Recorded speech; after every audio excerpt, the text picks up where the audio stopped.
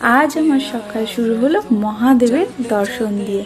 Hello hi, আমি বৈশালী চলে এলাম আর একটা নতুন ব্লগ নিয়ে। আর তোমাদের সকলকে জানাই হ্যাপি নিউ ইয়ার। দেখো, বছরের প্রথমেই আমি শুরু করলাম ভগবানের দর্শন দিয়ে। এরপর ওখানে পুজো দেওয়ার পরেই পুরোহিত মশাই বলল আমার সাথে একটু মহাদেবের গান গাইবে। আমি বললাম তাহলে করাই যাক। তো তারপরে সেখানে মহাদেবের গান করে খুবই ভালো লেগেছে। তারপরে বাড়ি এসে তাড়াতাড়ি করে রান্না চাপিয়ে দিলাম।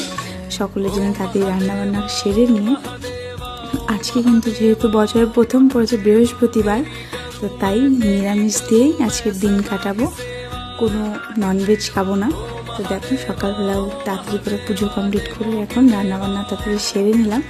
রান্নাবান্না সেরে এখন খাওয়া দাওয়া কমপ্লিট করে সারাটা দিন কেটে গেল। এখন কিন্তু রাত হয়ে গেছে। এখন রাতের আমি পনিরের তরকারি দিয়ে পরোটা